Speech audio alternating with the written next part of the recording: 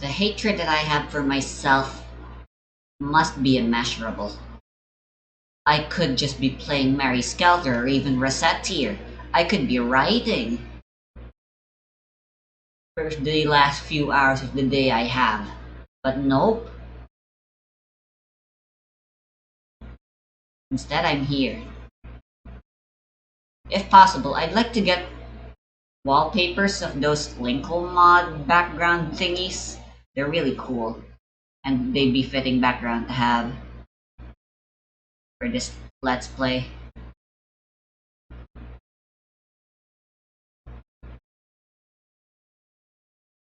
Yeah, so, a quick little story. I was, I got really persistent. Because you know me, when I want something, I try my best until there's literally just no way for me to achieve what I want anymore. Be it literally the laws of the universe just don't allow me to, or I just don't have the skills, and I'm not really willing to put in the effort to get said skills. With Hyrule Rebalance, though, and Dark Army Resurrection working together, yeah, I kept going at it, and I finally got it to work. So now I've decided I'm starting over a new game.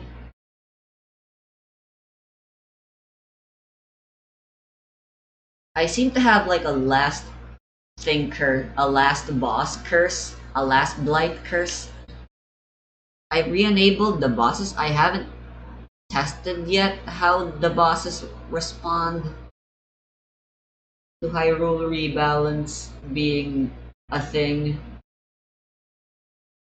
But yeah, Hyrule Rebalance is the lowest. Dark Army Resurrection is above, and then all my cosmetics follow suit.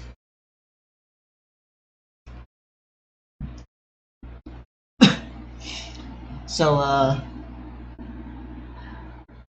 if I'm gonna play in Master Mode, I'm gonna set the bosses to be in default. But otherwise, I think I think Dark Army Resurrection is way more fun to play in normal difficulty. Yeah, look at these wallpapers. Whoever made these, it's like there's no credits it seems. They're really great. And I checked the mod. Obviously, I had to before downloading this mod. You know, maybe I should pick up Minecraft again when the next update comes out and try out some mods. Like, that kind of is the problem with Minecraft modding for me. It updates too often. I always want to play the latest version, but like mods, typically most of them are like in older versions, you know? So, yeah. Anyway, enough dallying. I might, for convenience sake, since I was indeed trying out the mod, to load this file so I don't have to deal with all the bullcrap.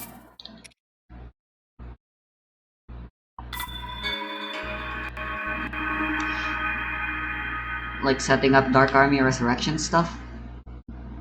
But yeah, I just had to disable some stuff. Potentially, who knows, I might have never. Also, check out this new intro. Mercus presents the most painful Zelda experience. You got that right. For all the wrong reasons. Technically, I mean, some of them are your fault. Some of them are indeed intentional. But some of them are just unintentional. And a whole lot of them are my fault because of my obstinance.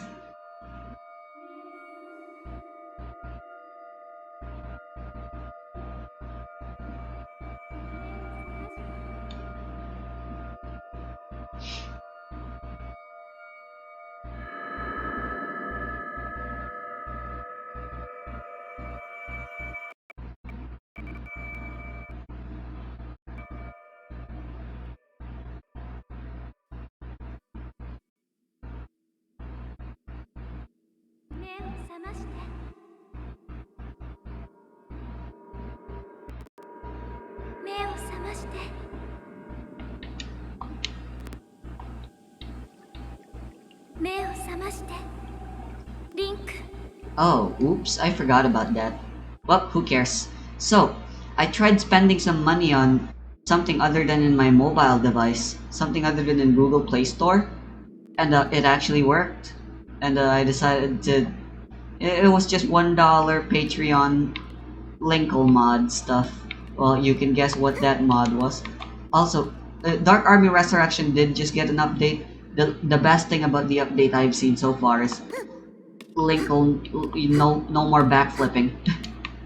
No more front flipping when jumping with the high jump, which is really nice.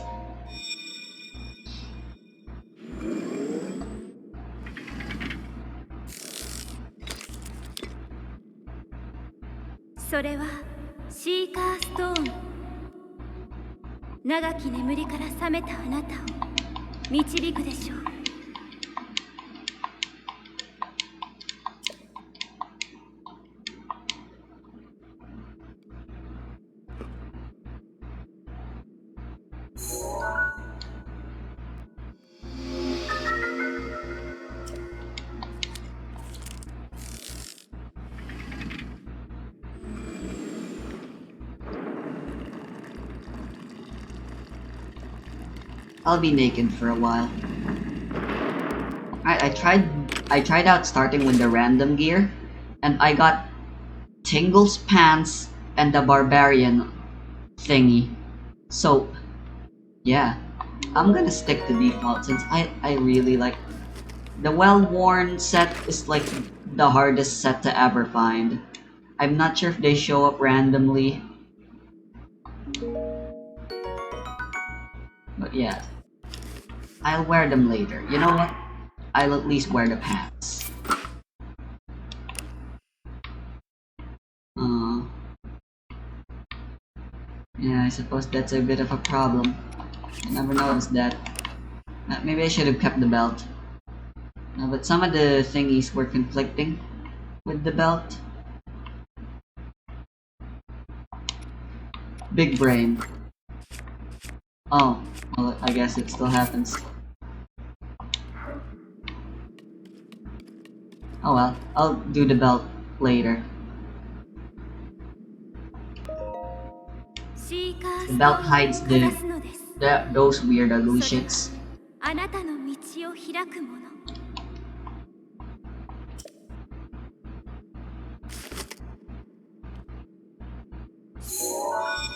They're not that bad on some of the armor, but I guess on the well-worn set they're kinda terrible.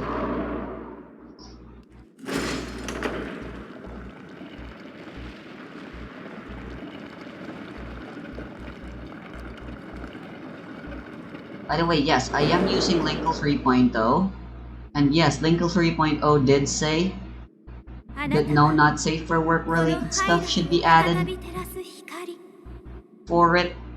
But yeah, people added made it didn't take long for people to make workarounds, obviously, because people still want to use their Linkle 2.0 stuff, and that includes the not safe for work stuff. And this cosmetic is actually pretty new. Also, they made Linkle's ass wider. Her hips are way more ready for childbirthing in this mod. That adds to the problem.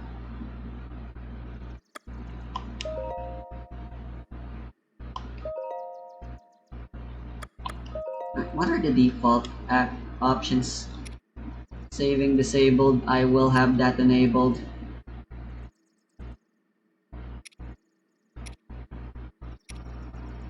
Shrines, equipment, hero souls.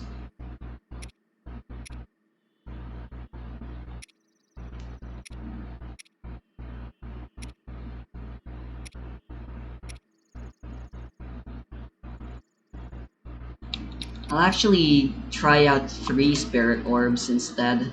Why not? Alright, starting with the Souls-like. Skill system remains as is. Enable manual saving.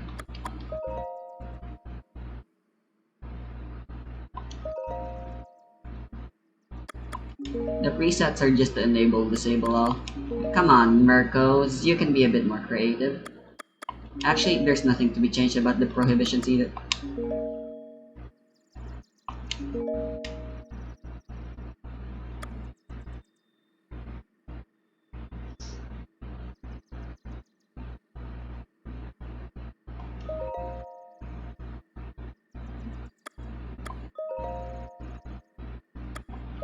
Yeah, there's just the 3 spirit orbs.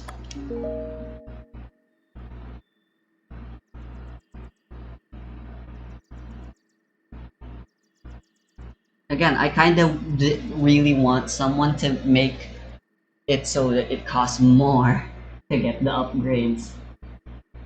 I just think that might be funny. Right.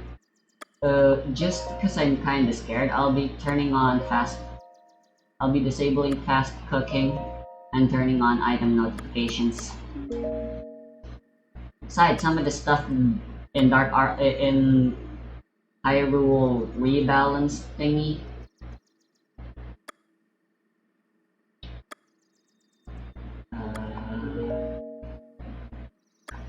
Enemy spawning.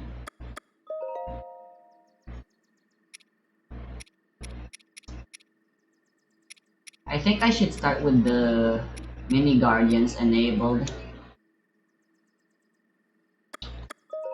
Spawn rate low. So I can at least have a chance at trying to teleport. And besides, they're fun anyway. They're fun to have anyway.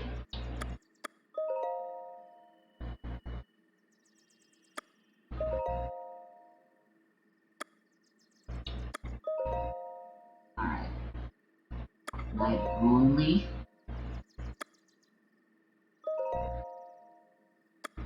Disable. Disable. I'm gonna go play some videos now. Biz doesn't exactly have a lot to worry about, nothing is immune to them, they don't really do much against shields, but you could break it extremely slowly, and Geo is not too different. Having only crystallized to worry about as a reaction, it's basically physical that leaves little Skittles on the floor, except a Skittle might offer more defense than what these sad sack of shit little shields have to offer. Both just end up being generalist elements, or non-elements, whatever the hell you want to call physical, and you can kind of just take them against everything, and you will kill it just perhaps very slowly in some cases, like Reflectors and Heralds. This is to say that neither of these elements are heavily rewarded in the later stages of the game, and they have a much lower ceiling than reaction-based teams, leading many players to either never building these elements to begin with, or dropping them for more appealing teams later on. I'm of the opinion that I think there is value in having these elements in the game Tablets the way they are. still aren't editable, which is freaking infuriating. Ultimately, what they need is just more support in terms of roster. But that is the main problem. Like, yes, sure, we just got Mika, and Mika is a fantastic physical support. He's doing so many things I've wanted for a long time, and he is a very powerful character. The problem is, he just doesn't have that many characters he's truly meant to support. Now, anybody who's playing a physical character can utilize his character and use it well. But what I hope is that Mika is the sign of more physical characters. Maybe I should make it so that kids, I have to enable 2 at a time for Blood Moon and the main quest boss I and the real defeat. sad part, and the reason that we probably don't get any new characters in these, is that these characters do not sell well. If we take a look at the handy-dandy revenue chart, we can see that a lot of Geo banners are not doing so well. And the best one is Zhongli, which I think I would argue, and this isn't exactly a weak argument, that he succeeds despite being Geo, not because he's Geo. He just won his big-ass shield. In a world where Zhongli was a different element, I don't think it would hurt sales that badly. His shield would still be pretty strong, even though it does lose the I don't know what this does. shield just because I'm of its gonna leave it be. HP scaling, and ultimately that's why most people want Zhongli. They just want his shield, or they want it because he's an Archon, or they want it because they're a degenerate. Regardless of any of those reasons, Zhongli is the best-selling Geo character we have. Not only that, but according to my community poll results, Ito, Zhongli, and Albedo are all top 20 favorite characters, having a lot of people loving these characters. Alright, first thing, the descriptions are changed. And why is that? Well, it's because I think a lot of they're just straight up honest with their effects now rather than try to hide it. The tree branch for some reason has more durability. If a new Geo character comes out, my first thought is, how does this interact? By the way, the durability lies when something says 30, it probably means 90. It's multiplied. Oh, there's a Traveler's Sword! How did I miss this when I was testing the game? Oh my god!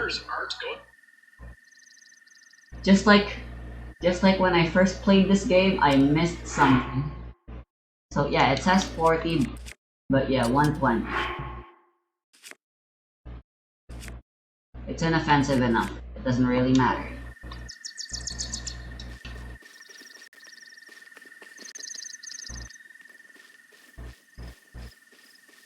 To sell very well, why would Hoyoverse put the time into making invest resources, try to hype them up? 5/7 means if you have 5 bladed rhino beetles in the recipe, which is impossible, it'll only ever amount to 2. I'm pretty sure that's what that means. I don't know. I think it could be worded better still, but it's a good enough description. Highest revenue generated sneeze in recorded human history, and my source is just trust me on that, because when the hell else has anyone ever shelled out a shitload of money for a sneeze, for a character sneezing? Look, I know that many people were probably joking. One of his idle animations is just him sneezing. At least one person was serious and probably spent money because they thought that was cute. And even with the little sneeze bump, Eula didn't exactly sell that well. She did okay, but not exactly enough to say that physical is a very good selling point. Eula's release even happened pretty early on in the game when physical was viewed a lot more favorably than it is today. And now we By the way, the Sheikah Slate runes, their upgrades are now tied behind the soul system instead of Pura. So, that's amazing. Incentive just doesn't seem to be that both physical and Geo characters not selling particularly well in either case. Why put the effort into designing and marketing a character with these elements when a character of a different element would probably sell a lot better and even have a chance of having a resurgence in the future when new characters come out that will likely work with them, where Geo and physical just don't interact with a majority of the playable cast? It's a real shame because I'm genuinely a fan of both of these elements. I love physical. I mained in the beginning with both Razor and physical Kachin. And at the same time, I also main Noelle. Everything is... all the damage values are now in multiple, divisible, all divisible by 5. The lowest is 2, but after that it's like 5, 10, 15, etc. Very interesting.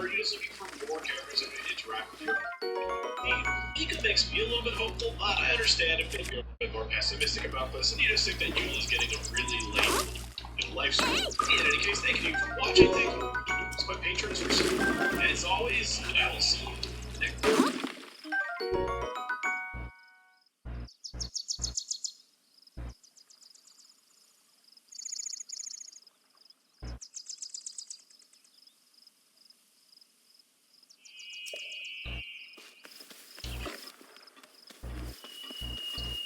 And this C6 Mika took me over 30,000 primos to get. You Diona. Every time this stupid little cat girl on a banner is nothing but a curse upon my life. She is the worst, and she deserves every single vote that went to Dory and Kinda wish they brought back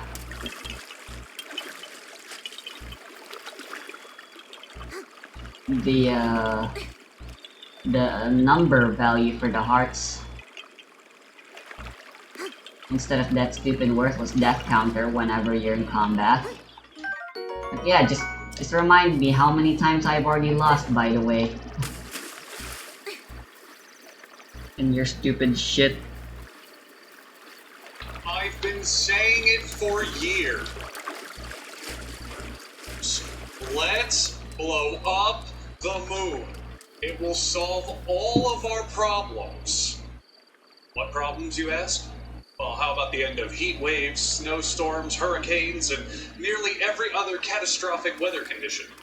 In fact, it would mean the end of the Earth wobbling on its axis, which would eliminate the seasons. thanks to all parts of the Earth now receiving Yeah, equal rusty sunlight. weapons also This haven't hypothesis is backed gotten by increased durability. science. Well, Since by Dark a Army scientist, Resurrection Dr. left the Alexander durability Avian values was a alone for mathematics those, professor who they taught are at Iowa State they are University still for over increased. 25 years, and may have been the world's first unironic shit poster.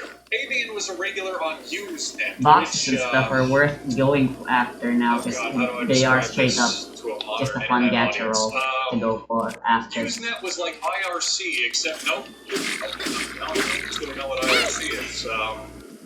Okay, so Usenet essentially turned AOL These have chat though. rooms into bulletin board systems. 1, And 2, nope, 3, 4, 5, 6, 7, 8.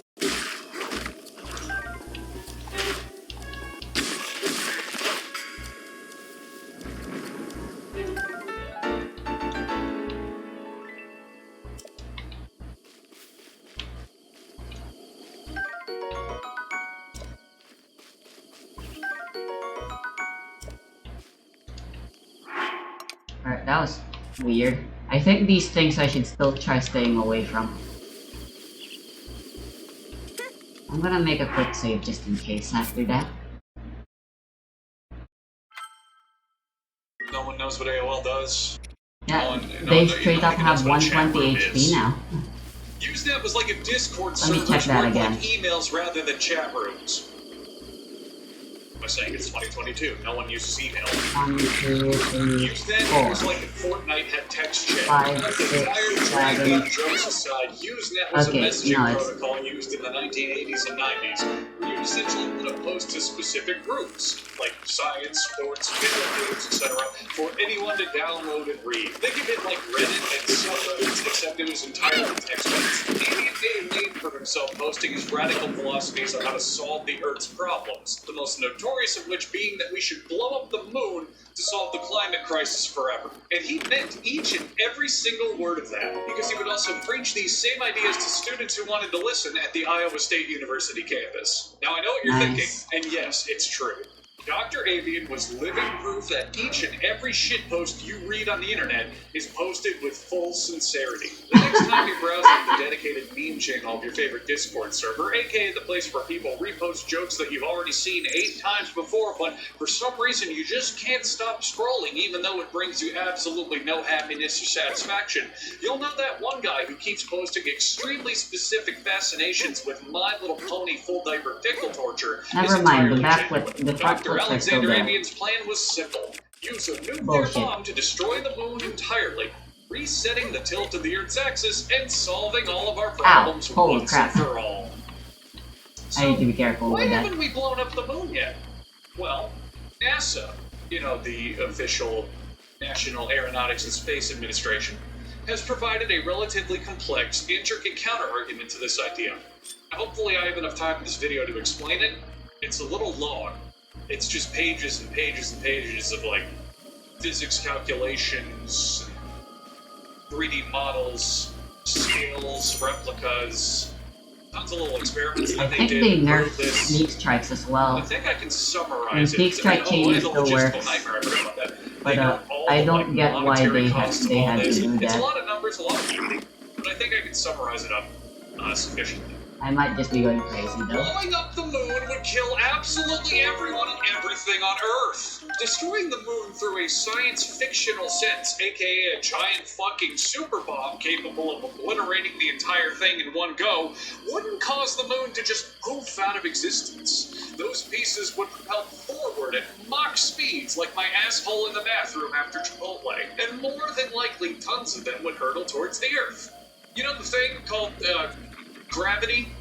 It helps pull us towards the Earth and pulls other things towards the Earth. You know, that force that keeps all of us alive and Hirohiko Araki breathes so that the block device is our adventure. Well, it turns out that the gravity pulling all those pieces of weird chunks towards the Earth would heat the Earth's atmosphere to the point that it would wipe out the planet. And that's not even considering if there were some larger pieces of the moon that decided to fly past the Earth towards the Earth and smash directly into our atmosphere. They play the coolest game of billiards the universe has ever known, with the Earth as the agent. Wow. It would simply disappear from the sky. The Earth's axis to The heck, the bone drop speed is still fast as fuck. drastic seasons, and even worse most extreme weather events, aka the entire opposite of Operation Fuck the Moon's intended purpose. Our moon actually acts as a stabilizer as it sits in orbit. You remember that scene in Matilda where the girl gets hammer thrown by her fucking pigtails? Well, as soon as you let that screaming 9-year-old go sailing through the air, you're gonna feel some kickback random force as you try to monsters stabilize doing yourself the from your work. gold medal winning child toss. That force for the Earth I'm means gonna go a beat you total up, fucking of the and then axis, I'll and even more climb the fried tower. eggs on your summer sidewalk. Why not? And lastly, we really just can't blow up the moon. We don't have the current explosion yield to even do so. It would take about 600 million of our largest atomic bomb ever built. Dr. Avian initially proposed that we first drill into the moon's core and place the explosives there and blow it up. The problem is, because of the moon's natural gravitational force and our pussy-ass nuclear weapons, the gravity would most likely cause the large chunks of the moon to just rebind together and form a new moon. Sure, it'd be funny to have a moon with a giant butt crack so the moon can finally moon us back, but it's a waste of time. But it's a waste of time. Moon.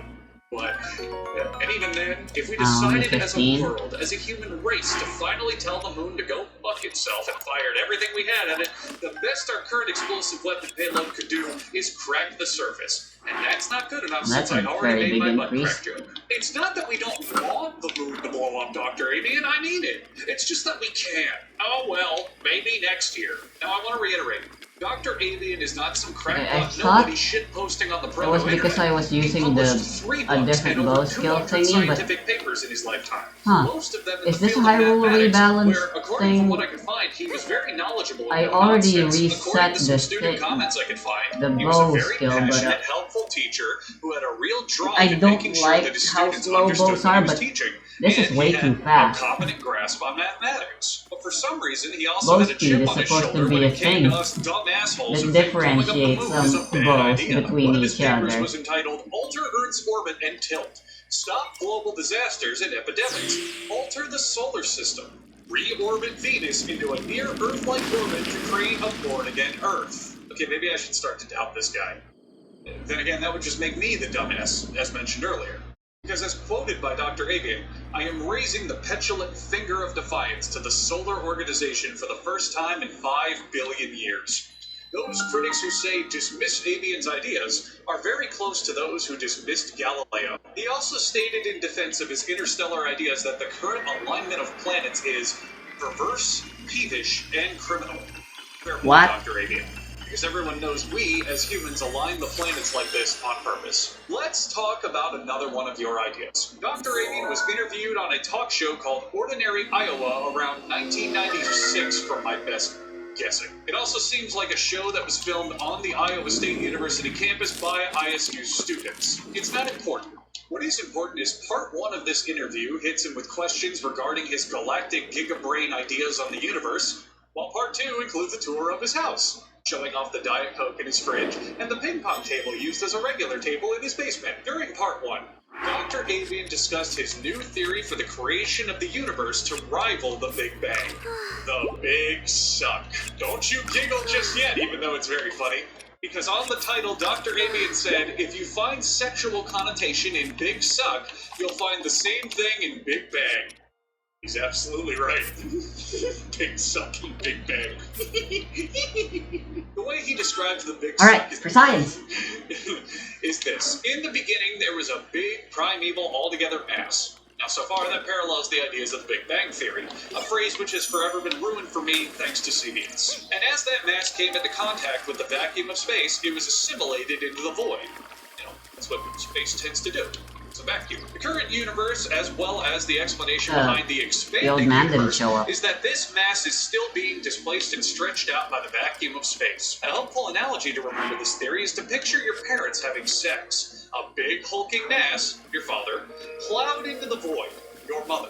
And the difference here is rather than having to choose between a big bang or a big suck, you get to have both. When asked to elaborate on this theory, such as how it conflicts with Einstein's theory of relativity and other scientific physical constants, Dr. Avian babbled about time and how, constant mass is being expended in his theory to make the energy that expands the universe, which is used as time.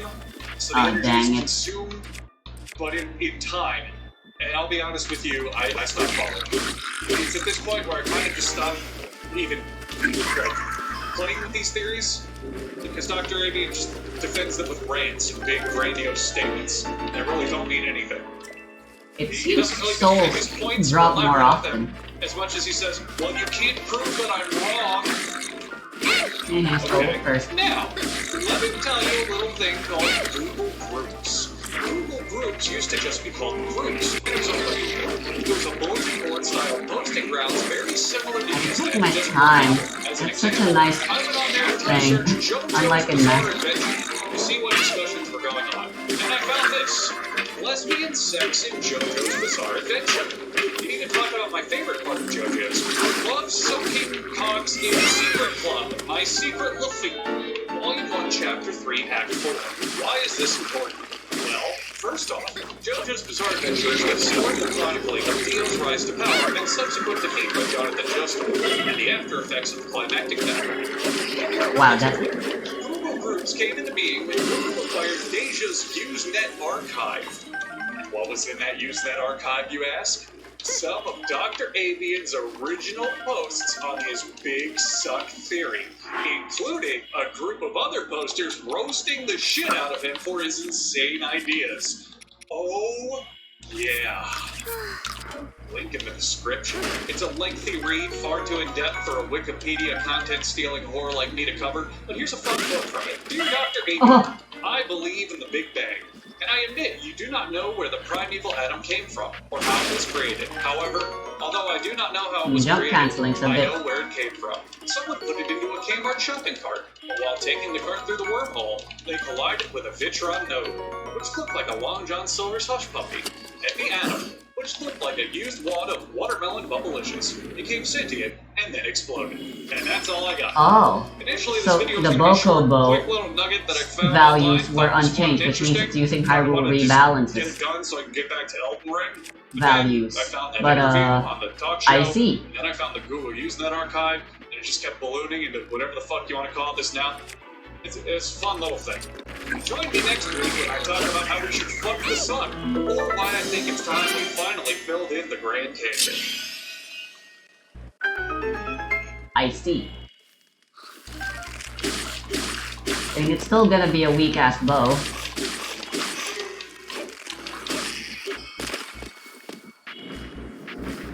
Because it's only got an attack of 4.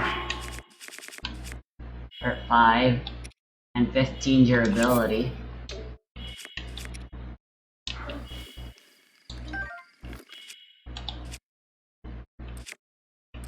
Well, so does the Phoenix bow. But this is still technically stronger. In every sense of the word.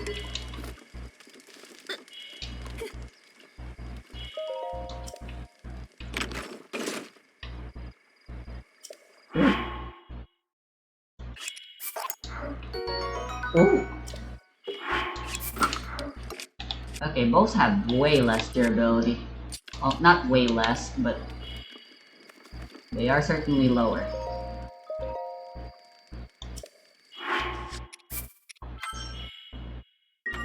Should objects have rights? Is a question I eternally ask myself when looking at robots like B9S, Androids They would not 18 and benefit. 21, No one would benefit, not even Morphine objects from would Big benefit from having rights. Genos from One Punch Man, GLaDOS, XJ9, Roxanne from Five Nights at Freddy's, Eve from Wall-E, and the brave little toaster. My penis doesn't have rights, but thanks to those robots, it technically avoids committing all sorts of human rights violations thanks to this loophole in legal sentience definitions about 3 or 4 times a week, depending on how tired I am from making content all day. So what, if anything, should we guarantee to artificially intelligent brethren when the world inevitably decides that pictures of literal weapons, maids, and transportation This will result in a really long depicted duration. skin isn't enough to get our engines running, and we need to finally make real waifus that can drink motor oil and crush obsidian That wasn't with what their I was bare expecting. hands. They don't need food. They don't need water. They probably don't even understand the concept of breathing. What they do need is legal representation. There's an official lawyer-type term for when you sue a thing called in rem jurisdiction, which, when translated from Latin, means if I can't have sex with that rock, I will sue it into the ground. There's a ton of legalese surrounding this term and a long Wikipedia page explanation that I'm too lazy to Whoa, read. an The entire bar? specifics aren't important.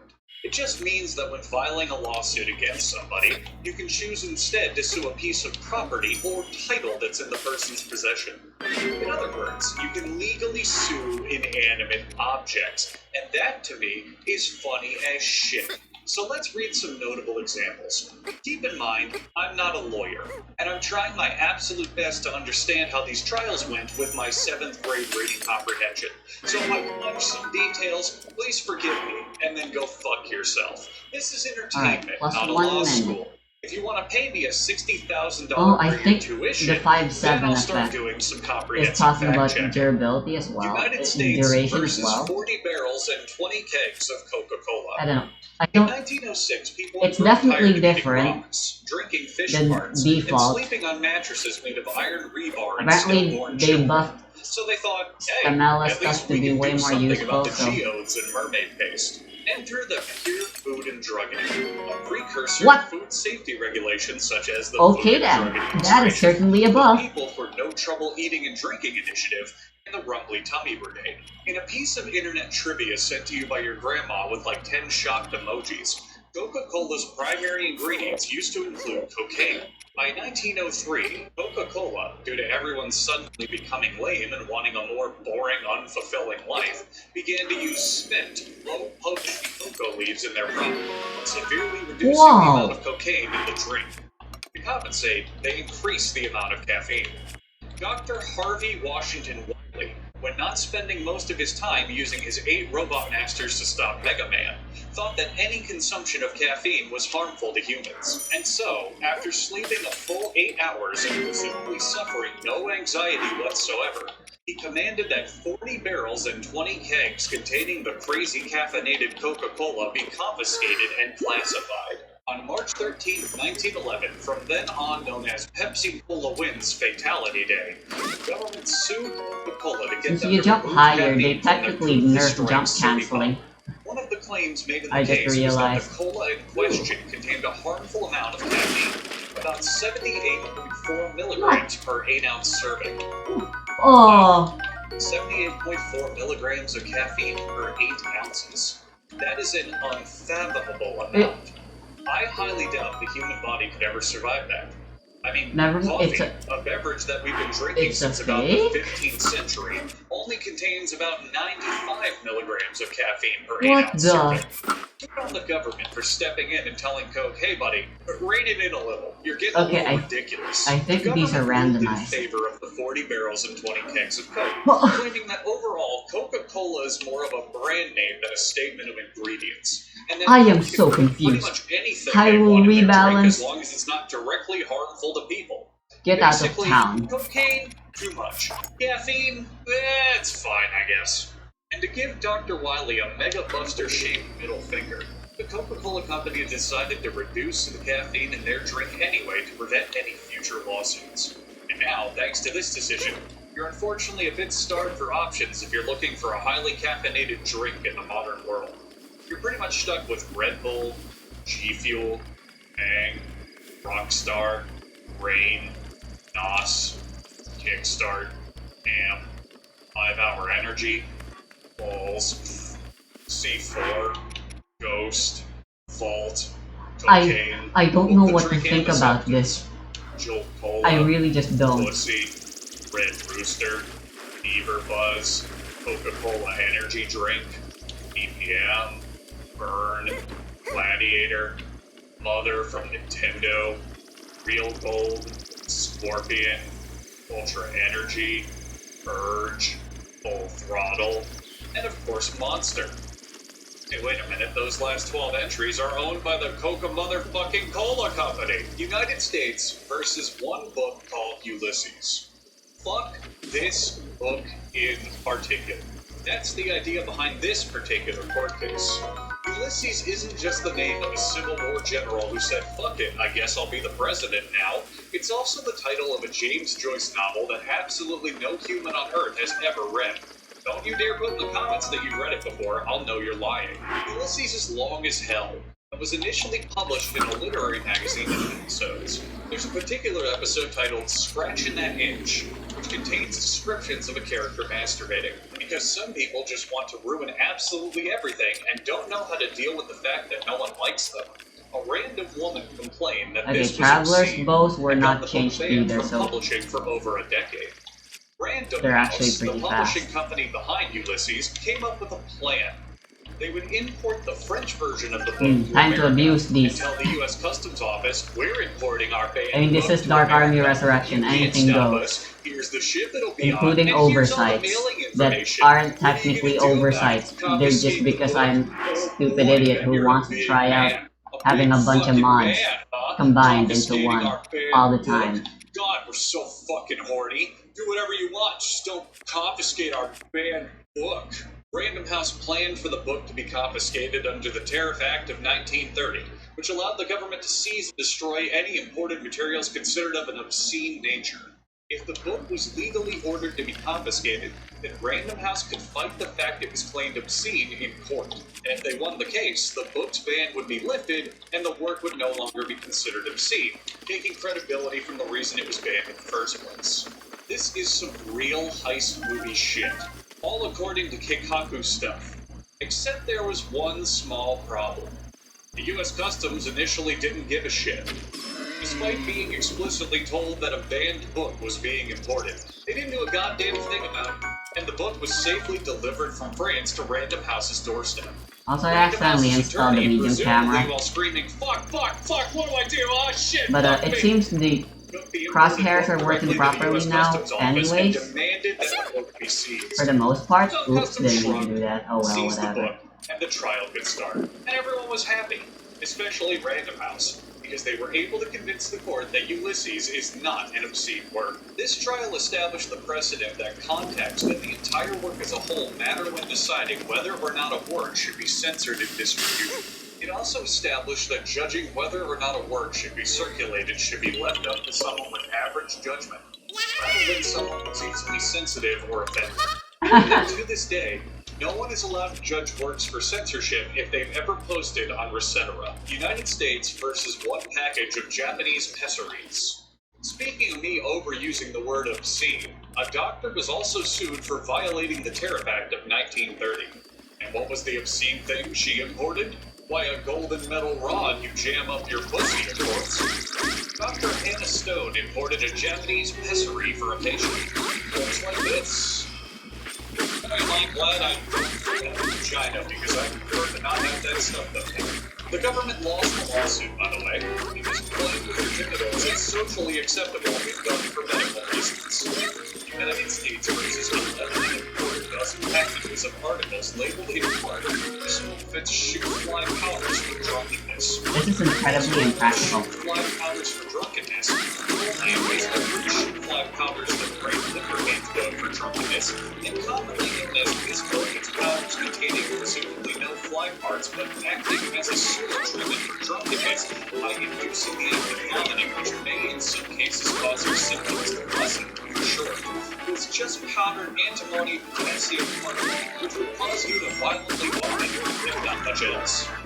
The government ruled that this product didn't exactly cure drunkenness as much as it did proceed possible cookies, so the boxes were seized and destroyed. United States versus one solid gold object from the form of a booster. Dick Graves was the owner of the Flurry smartest rushes are an casino. important part of the Stick game. with me here, I swear these aren't just names I of JoJo's wanna Bizarre keep them. Adventure characters. Hyrule Rebalance Dick decided he wanted to and make a Hyrule solid Rebalance gold nerfed rooster them. statue to showcase in the restaurant of Another his way they've casino. nerfed them is He claimed it was to entice look people how to much eat slower. there. I mean, We all it's know probably it's hard just for you because guys Dick to really notice, wanted to show off especially if his you've never power. played the game He made before, a but wooden cock first and telephoned yeah, you the can US Mint in sidestep Washington, and D.C. and said, backstep "Hey a guys, whole my lot cock less is really faster. great, but I'd love to have a solid gold cock." You know what I'm saying? The U.S. Mint cited the Gold Reserve Act and said no one man should have all that power. His request was denied. Dick wasn't a pussy, so instead he moved to California and contracted the San Francisco Mint to build the statue. And they, being a city known to excel in dick riding, made a golden cock. 2 years later, the I'm Secret just gonna Service use thought this about for this whole shield thing, surfing. realized a cock was nothing to play around with, and raided the casino to steal the bird that they had been flipped. Long story short, lawyers successfully argued that the statue was commissioned as an art piece, and not as a way to hoard gold. And so the Dragon Smout, the real-life video game character Dick Graves, was able to show off his obvious penis joke until the end of time. United States versus article consisting of 50,000 cardboard boxes, more or less, each containing one pair of clacker balls. The US government seized about 50,000 sets of clacker balls, JoJo's reference number 2 here, under the Federal Hazardous Substance Act, because they claimed that children could hit themselves with the balls, and they were therefore dangerous. Following this decision, the government decided to double down on their anti-child self-harm policies and confiscated every single handheld object ever made. The United States uses one moose-like ball containing two material, one moon rock, and one 10-inch by 14-inch wooden plaque. In 1973, President Nixon gave the country of Honduras a plaque containing some moon rocks as a gesture of goodwill. He did this without asking any citizens of the moon for permission, but we'll let that slide. Sometime around 1994, retired Honduran colonel whose name I'm about to butcher, Roberto Aguircia Ugarte, somehow illegally acquired the moon rocks into his personal possession. Instead of doing the civilized thing of crushing them up and snorting them, he sold the plaque with the moon rocks to a fruit distributor from Florida named Alan Rosen. NASA, understandably, was fucking pissed. They didn't go through all that trouble of faking the moon landing to sell moon rocks at premium prices, just to have people undercutting their profits on the side. In 1998, NASA joined up with the U.S. Postal Inspection Service to launch a sting operation called Operation Lunar If they fake the Eclipse. moon landing, that means the moon rocks they're selling are also fake. Wanted, which read, "Do you happen to have moon rocks you want to sell? Are you a fruit distributor? Is your name Alan Rosen? Then boy, would we love to talk to you."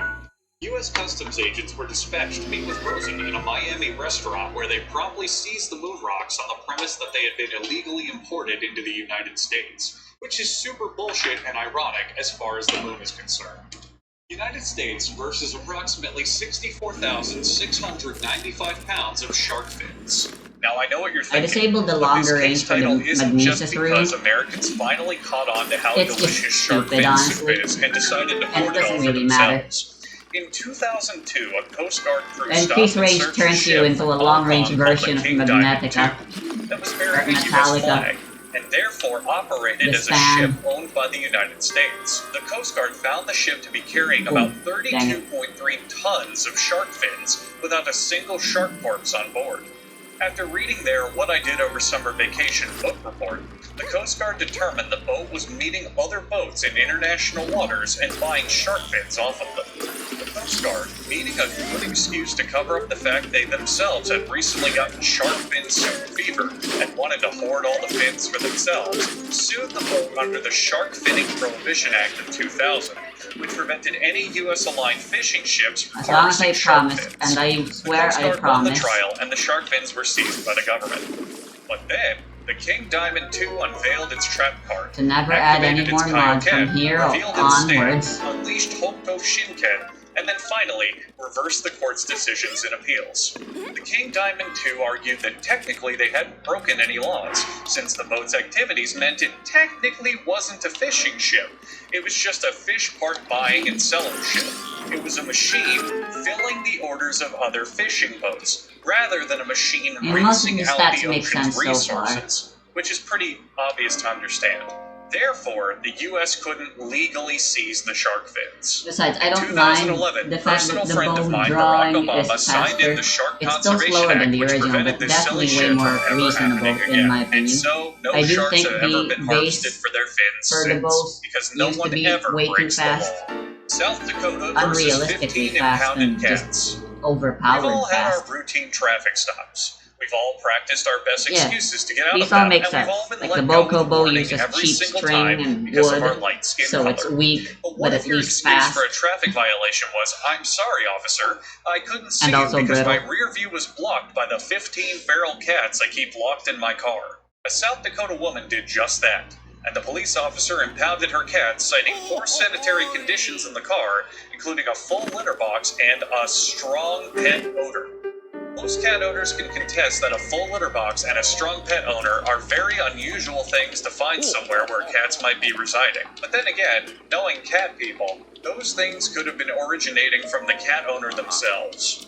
There was some arguing back and forth, but overall the seizure was found lawful on the grounds that the conditions not only posed a health risk to the cats, but that the distraction they caused residing inside the vehicle was a danger to pedestrians. When asked to comment on the issue, Dick Graves said, quote, "And that's why I What don't deal? work We with never lizards. actually talked. United States versus one Tyrannosaurus batar skeleton." It's just a case of a guy trying to illegally sell a dinosaur skeleton by whoa. changing its country of origin, and it's fucking boring, because I thought it was going to be the government trying to fight or sue an actual Cancelled, dinosaur. man. It's, About time ill-fitting Dark suit. Army Resurrection did T-Rex that. hands. You know, it's I'm inability to keeping read, that, though. It's just a paid-by-number smuggling case. It fucking sucks. Let's just move on. And finally, United States of America versus approximately 450 ancient cuneiform tablets and approximately 3,000 ancient clay bouillet, There's supposed otherwise to be known as the Hyrule Hobby Day Lobby Bass smuggling scandal. I'm here. just going to quote Wikipedia Where on are this they? one. In December Kinda need 2010, them. Hobby Lobby purchased there they $1.6 are. million worth of Iraqi artifacts from dealers in the United Arab Emirates. Let me read that again.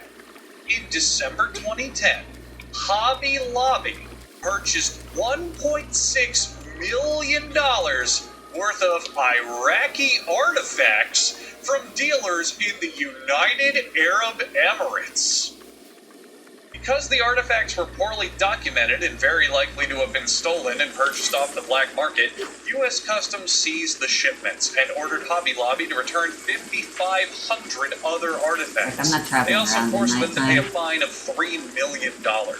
Allegedly, this was all thanks to the Green family, an evangelical Christian family who owns the Museum of the Bible, a Washington, D.C. museum dedicated to historical artifacts of biblical significance. The Green family also happens to own Hobby Lobby. So now, not only does this all make sense, but now when you're walking down the aisles of your favorite crafting store, it's not going to be too surprising when you see the Shroud of Turin next to the glitter and crazy glue. There's other examples No of way. in-rep jurisdiction, but those are the ones I found the most interesting. Join me next time when I cover times people have sued each other for thoughts they've had, times they've sneezed too hard, and times they've already sued each other.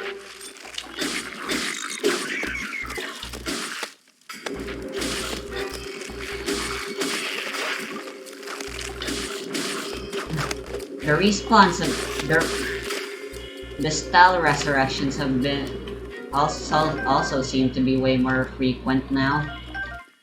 Maybe I've just been getting really lucky and unlucky at the same time. Somehow.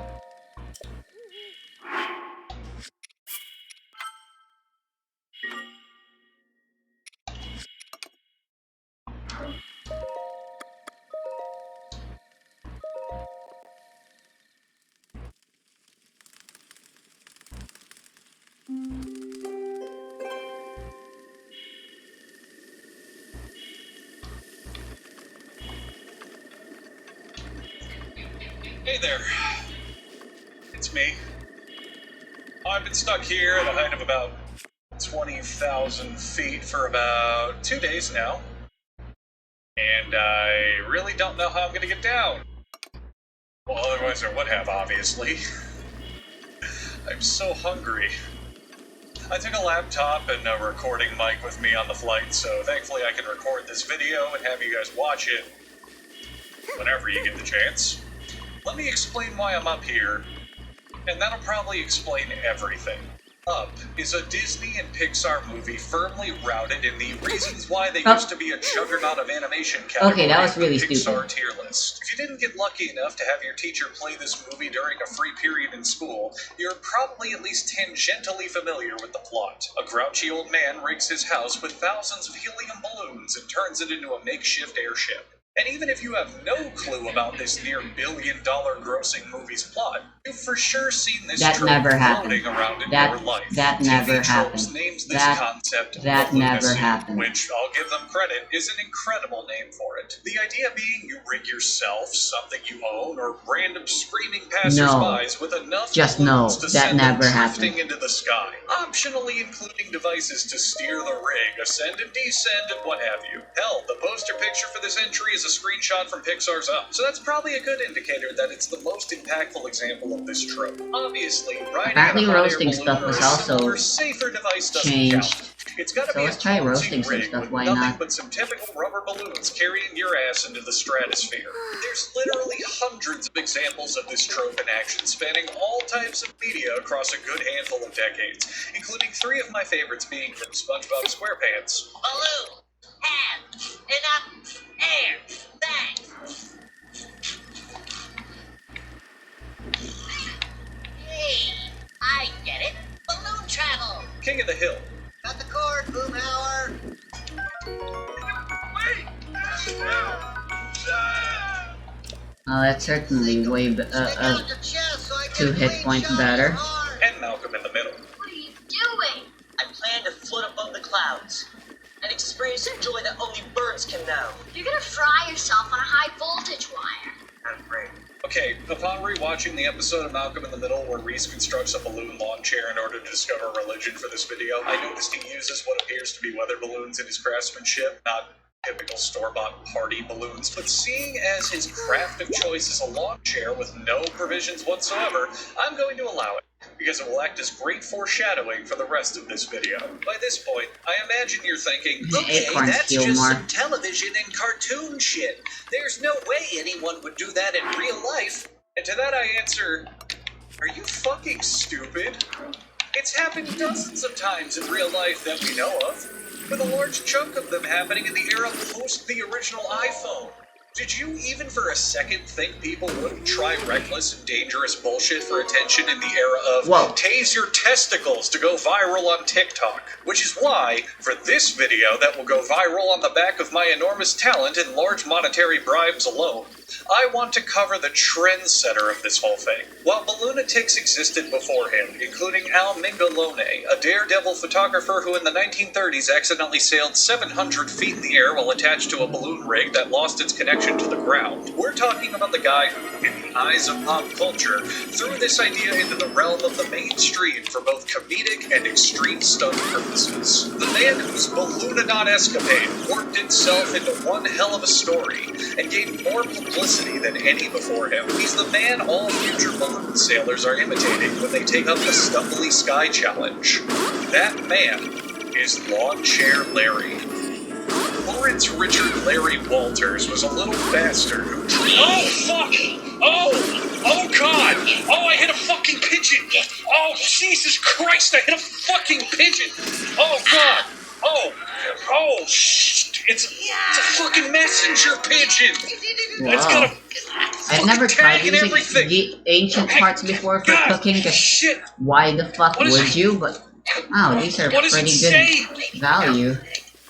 This video is sponsored by Old School RuneScape. I'm surprised I even have to tell you anything about RuneScape, because it's been a globally popular fantasy MMO since back in 2001, with the Old School RuneScape version being based on the 2007 build Ow. for a premium nostalgia experience. Old School RuneScape, or OSRS as the cool kids say, is hosting a 6-month Fresh Start Worlds event, where you get to flash back to a simpler time where the economy is fresh, the high scoreboard is reset, and your parents are still married. If you enjoy the chaos of when a game first launches and everyone has no idea what they're doing as they scurry in desperation for anything to overpower other players, or if you want to organize your friend group into a solid game of Castle Wars but everyone's got vastly different amounts of playtime, or if you've never played RuneScape before because for some reason your elementary...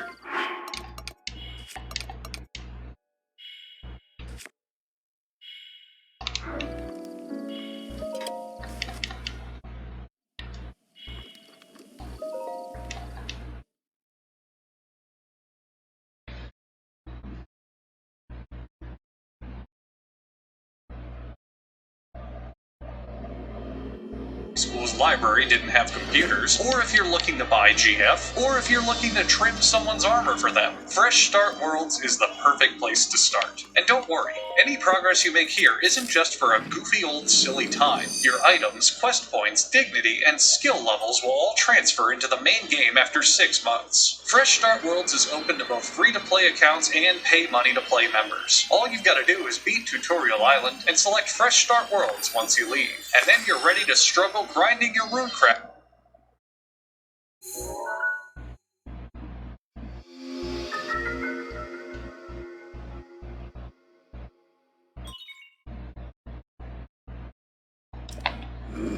Weirdest nostalgia-based selling ever.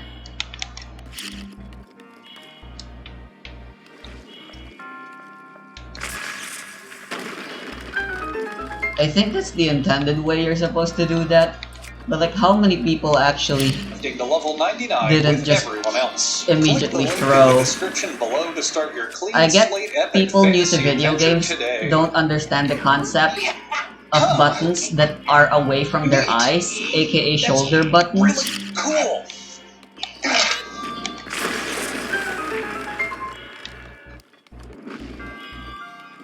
Don't worry about them, they'll be just fine. It's a pigeon. They can fly. Lawrence Richard Larry Walters was a little bastard who dreamed of flight his entire life. When Larry was 13 years old, he went into a military surplus store, presumably because that's where he thought you got drafted into the military, since the Vietnam War was getting the USA really fucking desperate for new recruits. While he was there, he saw some weather balloons hanging from the ceiling, and was given the inspiration to use them to obtain flight, something you normally have to get by reaching level 30 in the acrobatics skill tree. That cheating bastard. Years later, Larry found the real recruitment office and applied to be an Air Force pilot. The Air Force rejected him, and the recruitment officer told him, "Larry, do you see why you can't be a pilot?" And Larry said, "No, sir, I don't see why I can't be a pilot." And the recruitment officer said, "Of course you don't see why you can't be a pilot, Larry. Your vision is terrible. You can't see anything." Larry became upset that the military had rejected him due to his poor eyesight. He stood up and said, Well, "By God, I'll yeah, have you need know good I'll be eyesight to flying be- by the time I'm 30 if it's the last thing I do." To which the recruitment officer replied, "Larry, I'm over here." Larry did what most of us do about our dreams in our 20s. He failed at them miserably and gave up on them, becoming a truck driver. But in 1982, at 33 years old, Larry had had enough of being a defeatist pussy like all of you watching, and decided it was finally time to fly. It was time to get those weather balloons. Oh God! Oh my God! I almost fell. I almost fucking fell out of the chair. Hello there. Larry and his girlfriend, Otto von Bismarck, purchased 45 8-foot weather balloons. Okay, yes, I know. Those aren't birthday party balloons or any of that, meaning this isn't a true one-to-one parallel with the fictional portrayals I talked about in the intro. And I even tried to save this bit by mentioning the Malcolm in the Middle episode from worst earlier, used reaction weather ever. balloons instead of party balloons. But I get it. It's so You're weird that the disappointed you inspiration didn't for the sail via elemental balloons reactions to see for the 7-year-old's Genshin, Minecraft-themed which is one of the birthday most party. interesting and original mechanics I've ever seen. Too bad the game it is part of. There should be another game like Genshin.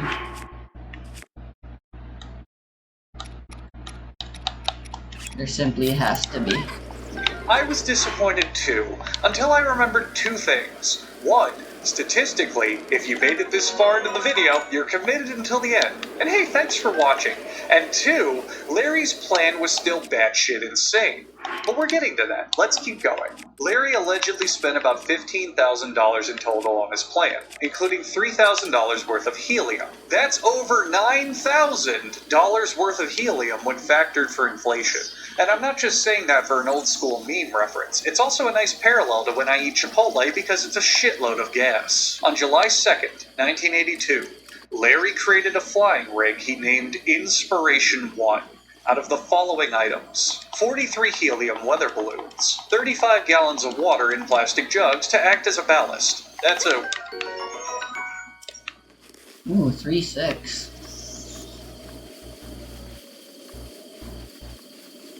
That's a good ratio. L plus ratio. Cope. I swear I'm hip and funny, guys.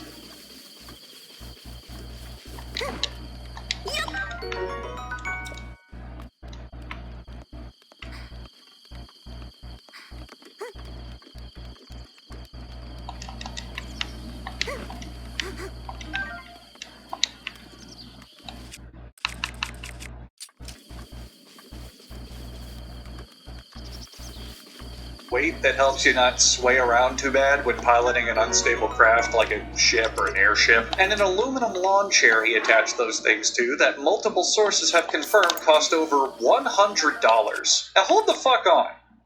Good Who enough. spends $100 on a lawn chair?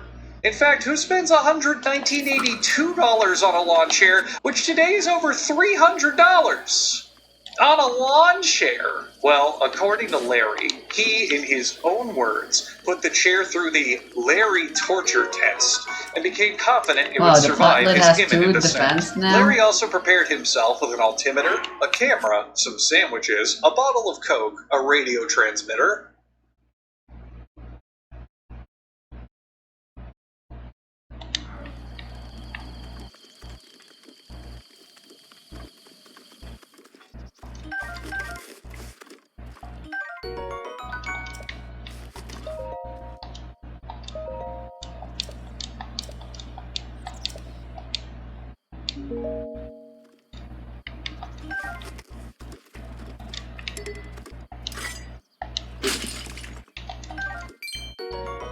Money.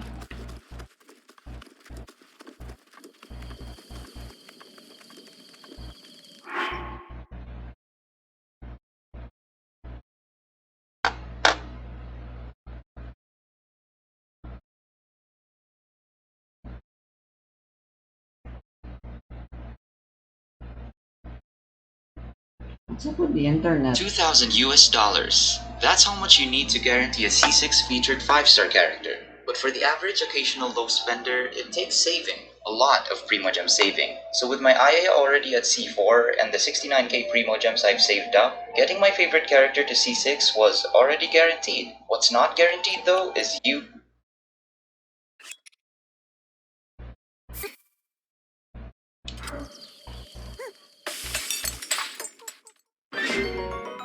Oh.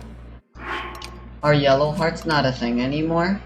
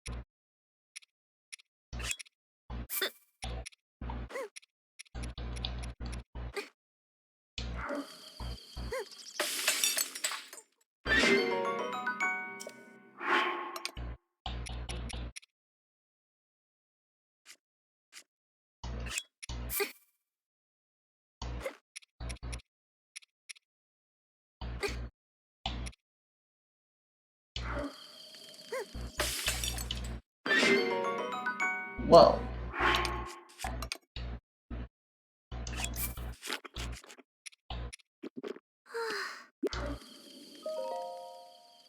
Liking and subscribing. But unlike Genshin's 50-50 system, YouTube tells me there's a 78.6% chance that you're not subscribed yet. So sub now and include your next 50-50. This is the place where I first got her back when she first came out, so I was thinking of just pulling here. Yeah, this is the place where I lost all my 50s. I got top blocked by Chick twice, and I got G, I think, 50. But I feel like I'm gonna be pretty lucky this time around. I think I had 69k Primogems as well at that time. Which is pretty cool because I also have 68k Primogems right now. So it's kind of cool, I think. First time I finally got her to C3, and then her first year, I got her to C4, and I got her Splitter. No fancy rituals, just from. Let's go right there. We're actually gonna gonna start pretty fresh here. 3 pulls in. I wanna do some single pulls first. 7 single pulls, just so we could count the hit. Right, so that's 4, 5, 6, 7. This is 8. I'm for sure gonna get C6 though. It's just a matter of how many Primo Gems. I would imagine. Okay, this is like 9. And so we're Whoa. at 50 right now. It's time for the 10 minutes, right? Holy crap, the old man is Oh, wow. so okay, nice. Right off the bat, let's go. Probably gonna do a Ayomiko or something. I think that was a Dark Army resurrection thing. Anyway, I guess I could stop being naked now. Also, this is my C6 Diona. Finally, this banner is actually pretty good for me because I can finally get my C6 Diona and C6. Do I have some flint? I think this is 30 right now. Okay, now we don't need the Diona. I can craft a single arrow, which isn't worth it. Okay, this is 40. Oh shit, holy! Yo, half 50? Okay, dude. If this is Ayaga, I would save like a lot of premiums. I'm not traveling the usual route. This is my C6. This is my C6. Any believers in chat, please spam Ayaga. There's a C5 Ayaga. Bro! Well, it's alright, it's alright, it's alright. The night is still young. The night is still young. We still have like 69k free moves. And it's fine because Ayaga's right here. I think speed up no longer actually makes it so that you consume less stamina along with the speed up. At least it was pretty early. That's the only upside. Yeah. Interesting. This place is first. This place is definitely first. Okay, we'll just go wet socks. Okay, let's go to the wet sock place. Sacrifice GG. Yeah, sure. Let's do that. Overall. Alright. LPG's gonna die. Okay, cool. Perfect. Perfect. So, Kitty's reset. This is 10. But it's gonna be Genki though. I just wanna get her rights. At least this path isn't... Oh, well, you are here though. Hello there. Oh, hello to you too. Let's go.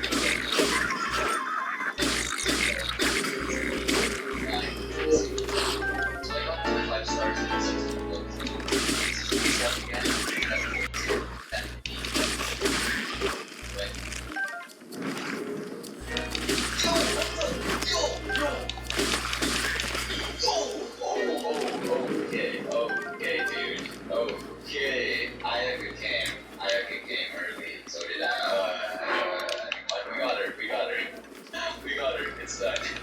God damn, it was such an obvious joke, but I still found that kind of funny. I don't need it, but I mean, another Miko would have been better with a constellation. But oh wow, okay.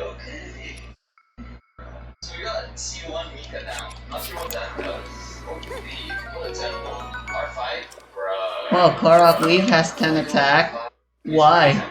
The amount of Primo Gems I have left. Let me just check what this does. It just makes the healing more frequent, I guess. Maybe that GG is an effective ritual. Holy, okay. This is 2 years in the making. Let's go. C6. Shoo. I'll see the damage first. Just some raw iron damage.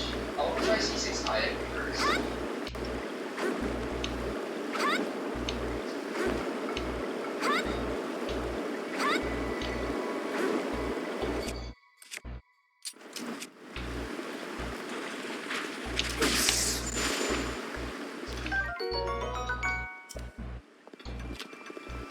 Without the R5, I'm even gonna get the R5 with the actual setup I use. This is just the charge attack damage, alright? Look at that, there's a sidearm. Apple Watch. Yeah. This is literally Apple Watch. It's Ayaya, but alright. Standard combo charge attack is 19k, 18k. Not that big of a difference. That thing shreds death over C4. Dude, I'm actually drawing some frames. Alright. That. Shred. Lilith. Numbers. I'll take it. This thing. Oh. I didn't even get to use my charge attack. We will just use Shenma and Mona and Venti Swirl.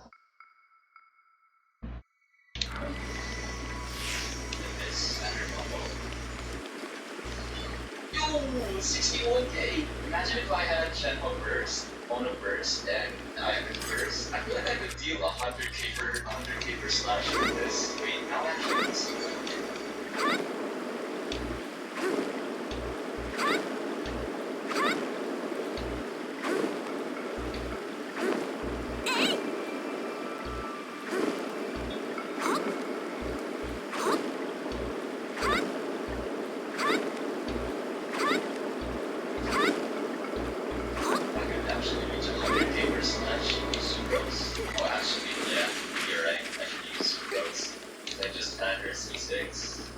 There we go. If we can reach 100k per charge, maybe we'll go for at least an R2.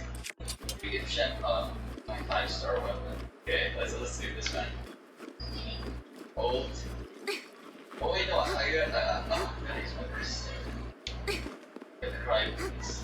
The cryo, this, first, stack. Okay, I don't think the rotation's gonna fit. Let's get out of here, bro. Or maybe it's just because I got knocked away that I couldn't fit the rotation. So let me try this at another place. Wait, actually, now that I think about it, if I use my Ayaka first, it's gonna eat up all the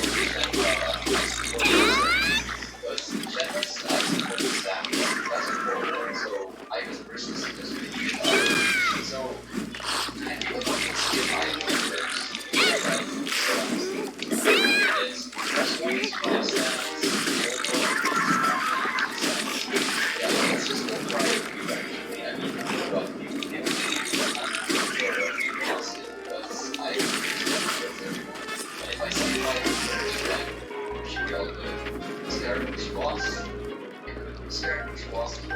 I think it has lower resistance, right? Yeah, let's just go Scaramouche boss. Let's just go Scaramouche boss. Just to be sure. Let's use this 15% per grade. I want to see all of the slashes in grid. After in case they go Shenhua. Oh. This thing. Wait for the thing. That thing first. Standard combo. Yo, let's go! Let's go! I think it only slashed twice because Scaramouche just died, but that was 130k. 171 skill. Oh, okay. If that was 3 slashes, it would be 390. Almost 400k. Alright, back to Inazuma. Let's sacrifice GG again. R2, pretty okay, I feel like. How does C1 Shenhua give 21% more damage? It only gives an extra stack per E-skill. We have C1 Shenhua and you attack, then you can stack both attack and the whole, but not the same props attacking. Why is it? Yes, I thought, okay, I get it. It's basically more stacks over a thing, so it's higher damage overall. I get it. Oh, there you go. We'll go Mist-Splitter anyways though. Alright. This is 10. 30. Pretty close. 30. No. This is my C6. Oh wait, wow. Oh, that was my C6. I think this is 16. Wait, what? It goes 17. What matters is not 49. You actually play it. Here.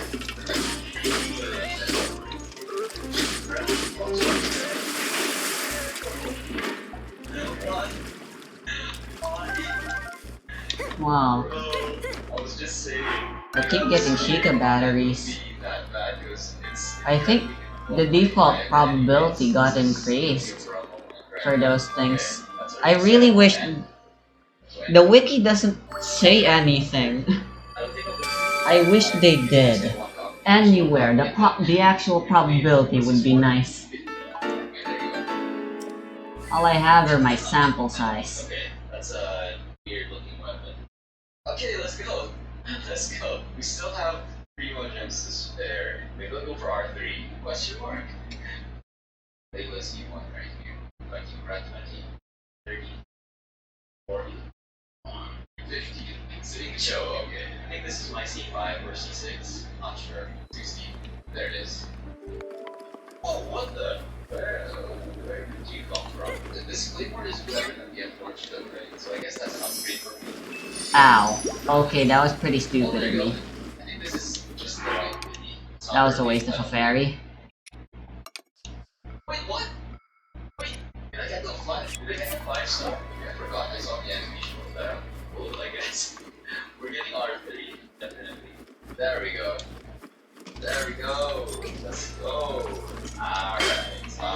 finally a sword.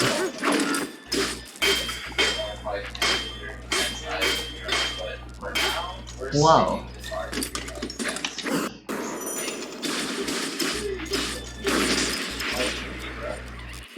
I want to test this again. Let's see how far I can take this. Another one. 3668 right now. Calamity and Skyward, we're at. Okay, so the Calamity wins right now. So we switch to Calamity. And it even gives additional attack from this passive, right? So we shut down. Hold, Sucrose, Burst, wait for the Cry of Completion. Ona.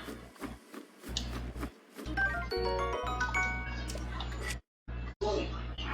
Wait, what? Pretty sure that was 120k, 125 even. But tripping? That was lower damage. What? How is it lower damage? I got scammed. Bro, how does that make sense? Wait, hold on. Let's try this again. I'm not convinced that's the actual damage. Shed Law after Sucrose. Do this, do this, do this. Shed Law. Hold. Mona E, Burst, Ayaka, Hold, and Hold. Yo, what the? Wait, what? 129k? Why is it lower damage? What the hell? How is an R3 splitter dealing 1k less damage than an R1 splitter? I'm sure I have everything set up right. The hell? Let's try this one more time. Wait a minute, I think I know.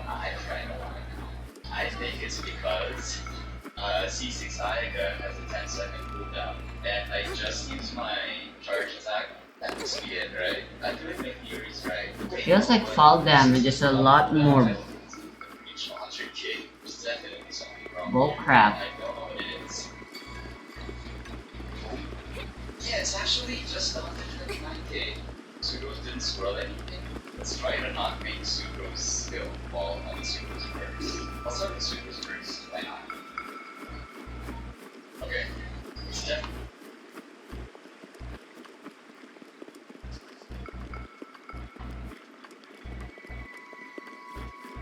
By the way, in Hyrule Rebalance, cold doesn't make you take damage. Definitely absorb. I forgot I don't have any underwear. Okay. It just there you it go. increases We're done here. This is a 3k increase for your stamina. Gems for a 3k increase. You probably could have modded that prompt, but whatever. Regretting my choices? Nah, it's fine. It's fine, for sure.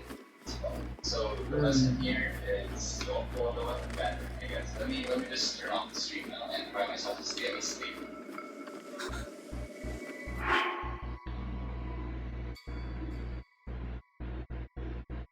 Solve with an altimeter, a camera, some sandwiches, a bottle of a radio transmitter, a bearing, beeping gun, and a slightly less important beam from the parachute. Interesting. Here, having is probably a good choice to help you stay alert when you're piloting an experimental craft. But I think I'll just stick with the old-fashioned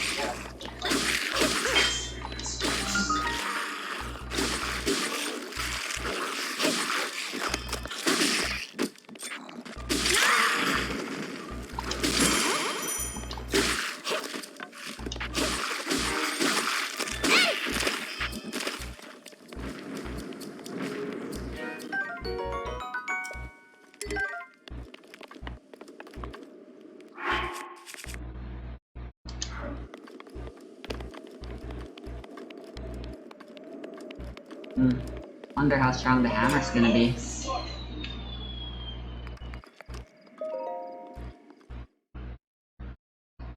that lands on a child's soft spot, they'll die.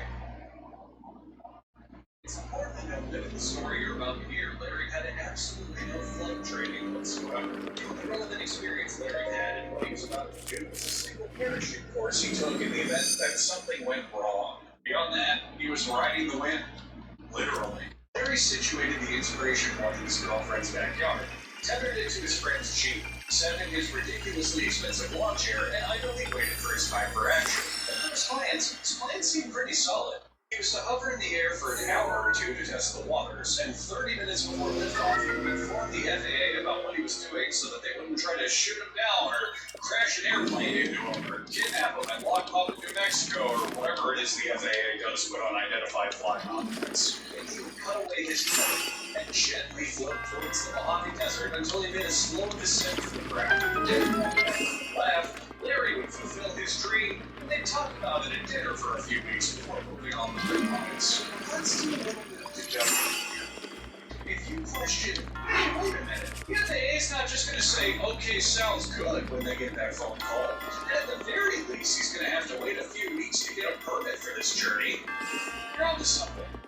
Larry knew his intended flight was illegal, and he didn't care. He was calling the FAA to let them know that he was going to be in the sky and to watch out for him.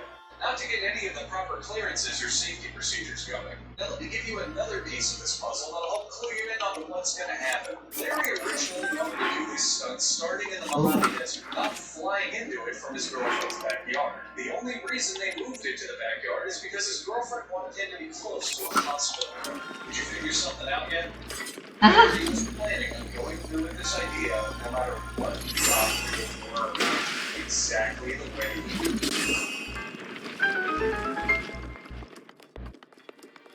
wanted to do it.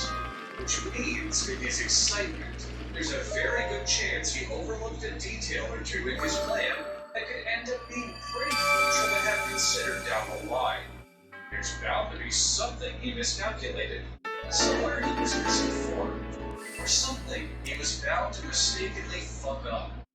And that's exactly what happened. Almost immediately after hovering in the air at the end of its line, the tether holding the Inspiration 1 to the Jeep snapped, and Larry launched into the air like a homemade slingshot. The calculations for this flight may have been a bit off, because Larry in no way had a lazy journey just above people's rooftops. He began soaring into the atmosphere at a rate of 1,000 feet per minute. That's about 11 miles an hour, give or take. In absolute terms, yeah, it's not that fast, but consider it in relative terms. Imagine you went on a bike ride, but instead of pedaling forward, you were pedaling straight up into the air.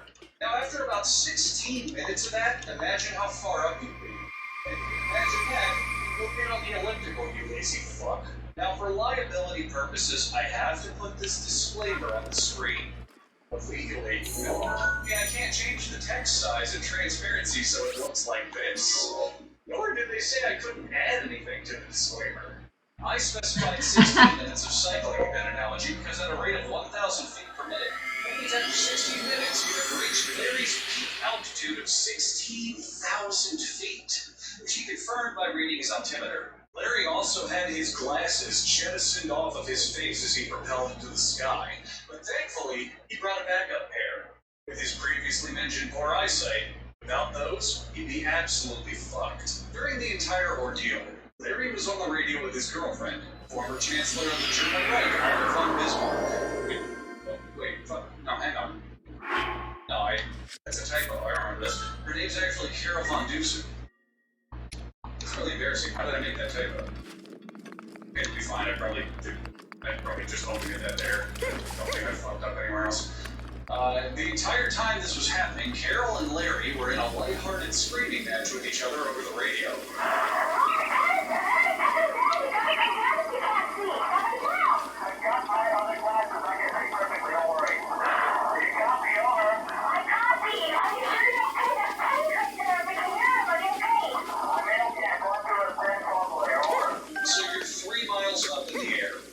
Thankfully not blind, but hanging onto your glasses for dear life. You launched yourself so quickly you never informed the FAA or really anyone what you were doing. The air temperature is about 5 degrees where you are in the sky, and the air's becoming so thin that it's hard to breathe. Things are pretty bad. Don't worry, at least no one's around to see this and start laughing at you, right? Right? Wrong. Not one, but two. Commercial airliners spotted Larry floating around in the air like a jackass. I want you to really think about this moment in history right now. Imagine you're on a plane. You're a passenger on a plane. You look out your window and you're cruising altitude 16,000 feet, and you see a man sitting in a lawn chair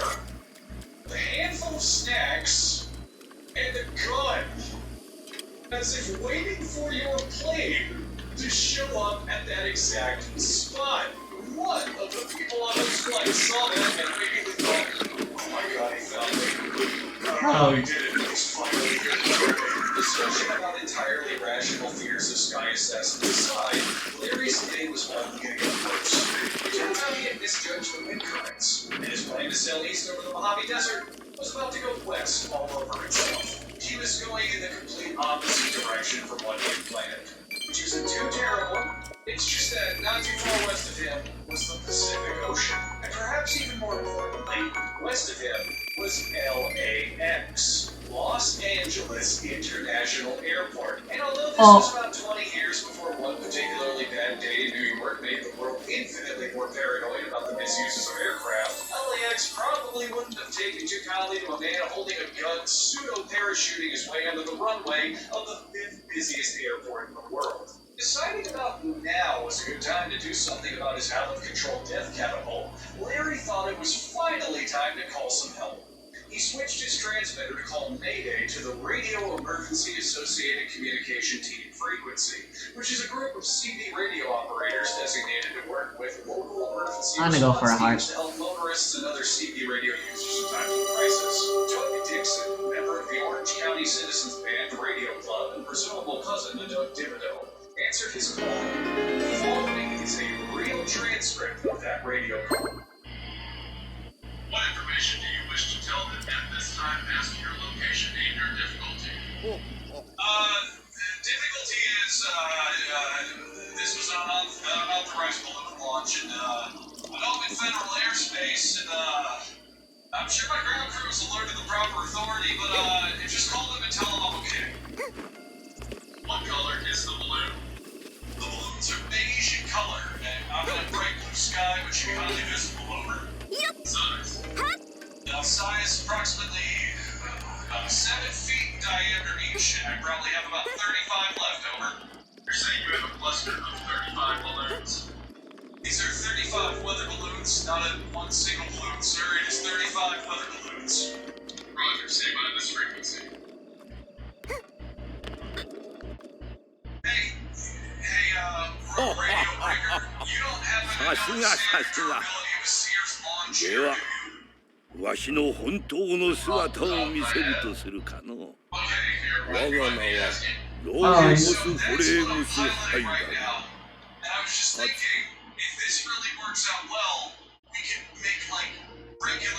厄災ガノンの表 No! それは太古の昔この国に生まれた Oh, what? Does he? Sir, I think your gun should be shot. 姫の名は That is perfectly reasonable. He was fucking advertising his mistake. Oh my god, I shouldn't be screaming this late. And the relevant people such as human services were beginning to take notice of what he had done. He could bail out of the chair now and let his parachute course do its job, but who knows where he'd end up. And jumping from that height is a much more daunting task than just cruising at it. There's some reports that say Larry wanted to jump at this point, but lost the nerve to do so. I normally believe them.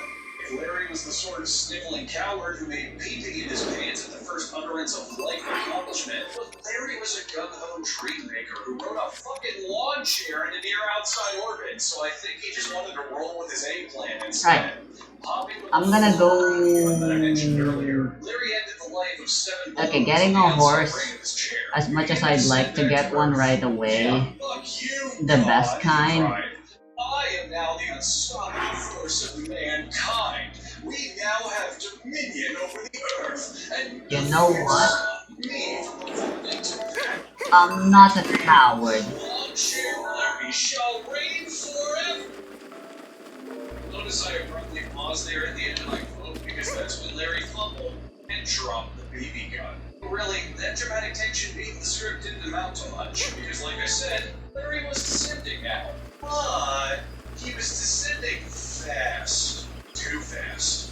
Crash into the ground to get a new foot-long aluminum tube crammed up your sphincter fast. It was time to do what those chunky girls at the gym can never do and lose some water weight. Remember those jugs tied to the side of the chair to act as a balancing weight? Larry started dumping them off the chair until he slowed to a relatively safe speed.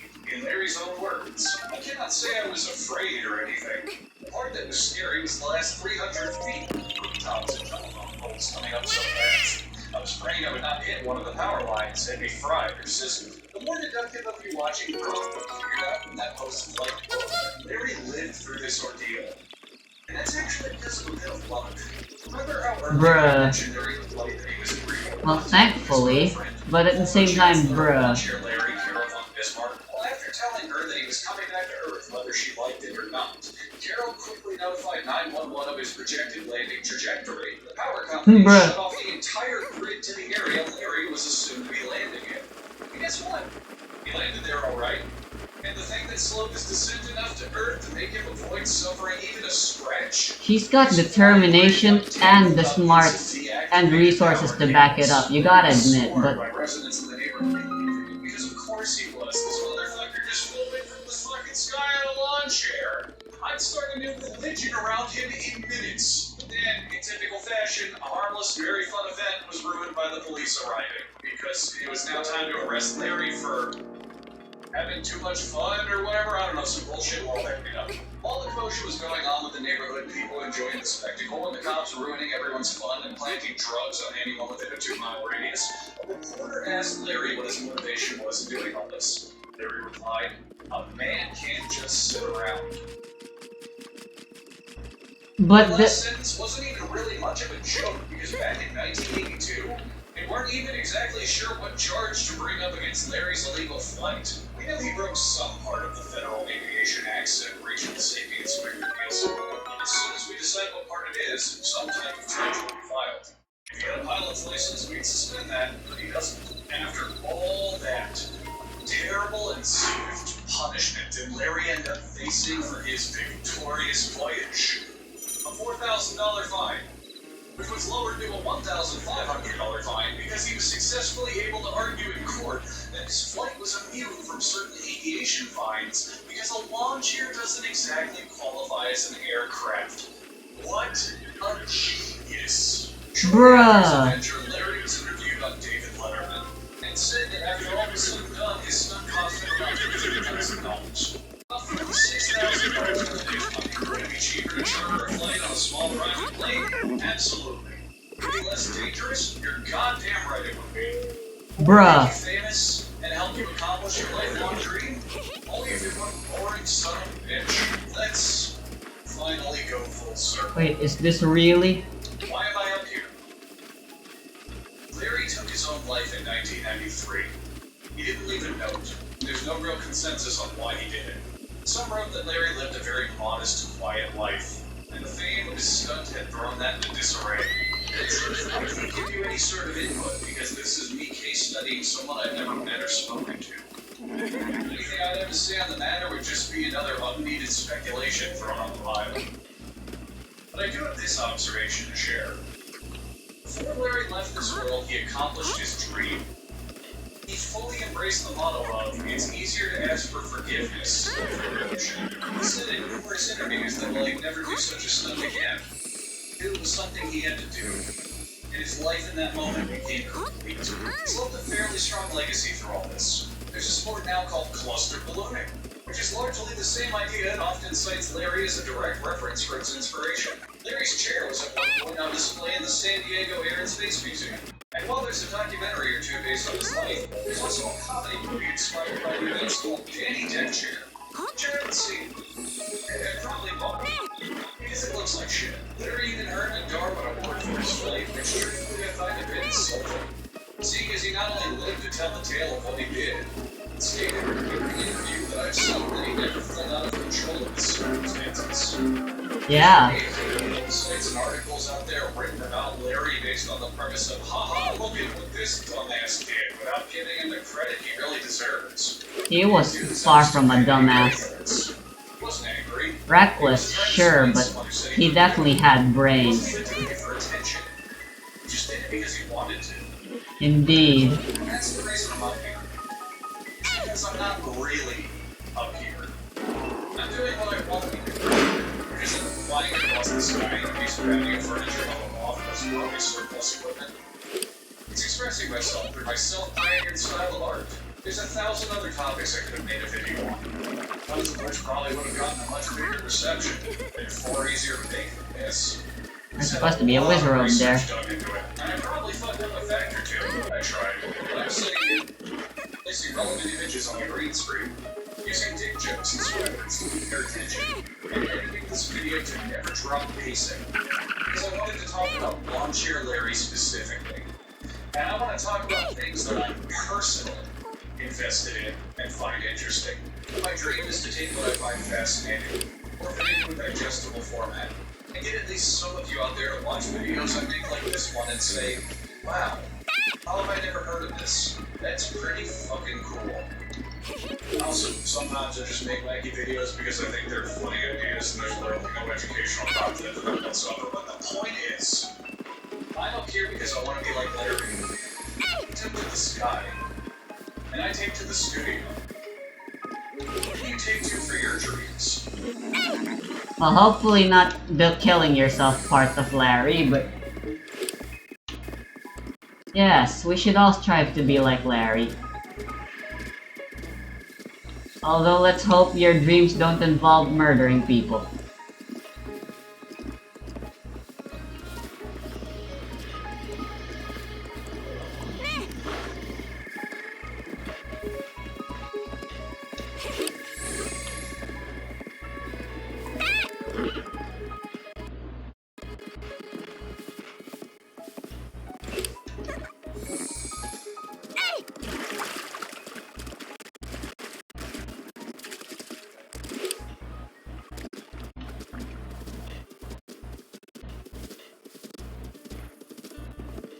New Sunday card sensor. Your wheels all flight.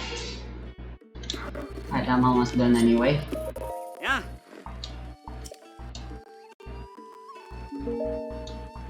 Hey.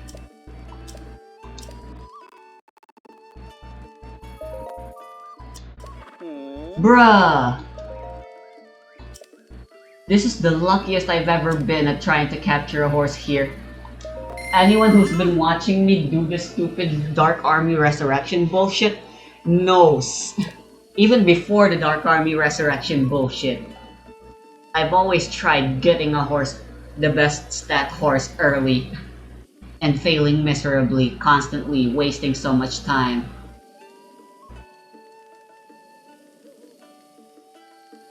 I mean, what else can I name her? She will be with me forever. I'll make sure of it. Even if I have to save Scum.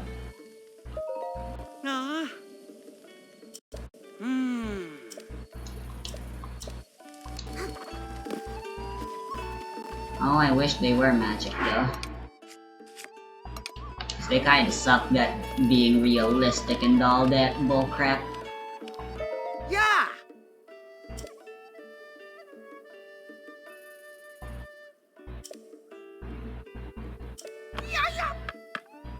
So another really nice thing they added in Dark Army Resurrection this update.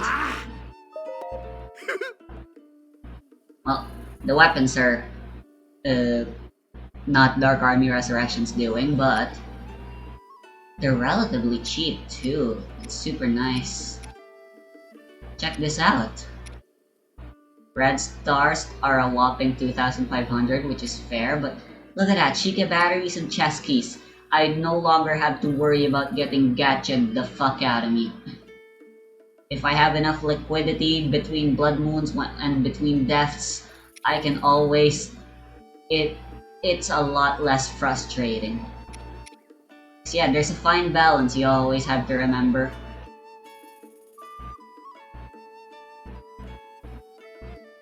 So, is every shield just 5 durability?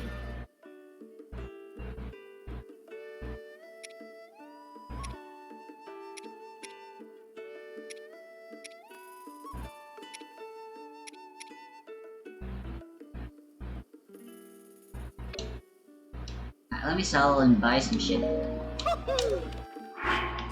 Alright, I want that bow.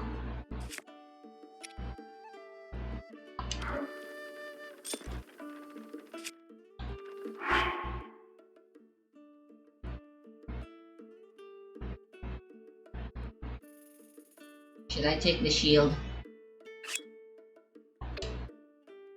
I don't think the shield is worth it since I already have this Royal Guard shield that's just absurd. I swear, that seems like it's an oversight of some kind. Oh, I forgot to beat up the stone tiles again. I got too excited. I'll keep it since pebblets are annoying, but they carry good stuff. Hey! Oh. Wow. Oh wow, they're cheap.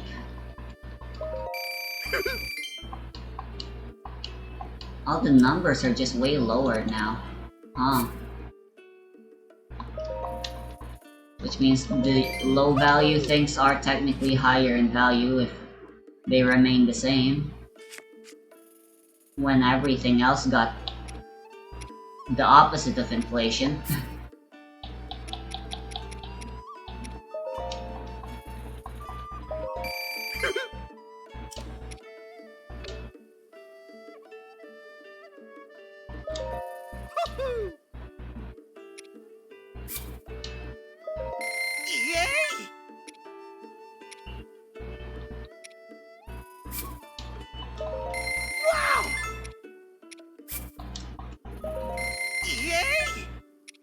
I don't have enough for the halberd. Oh.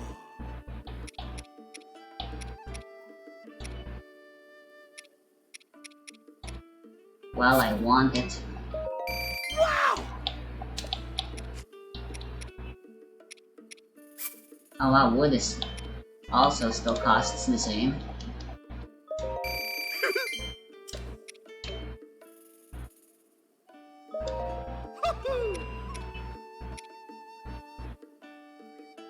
Wait, what? Already restocked?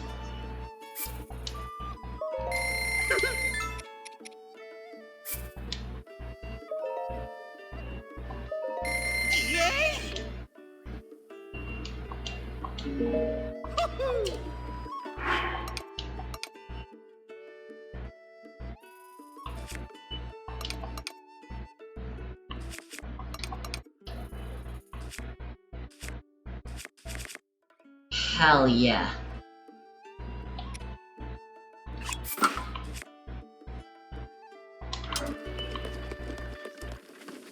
Alright, I'll end there since it's exactly midnight as of right now.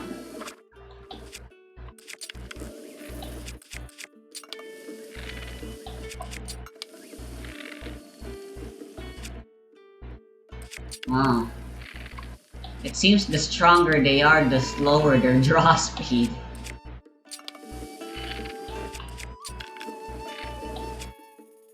The Traveler's bow is still pretty good just because of how fast it is. But soon enough I will prefer power over speed.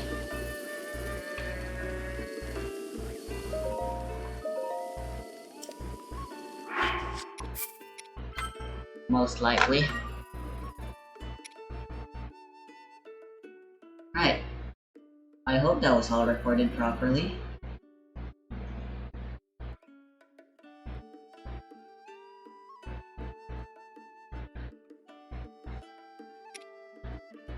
Seems like it. Alright. Time for school tomorrow.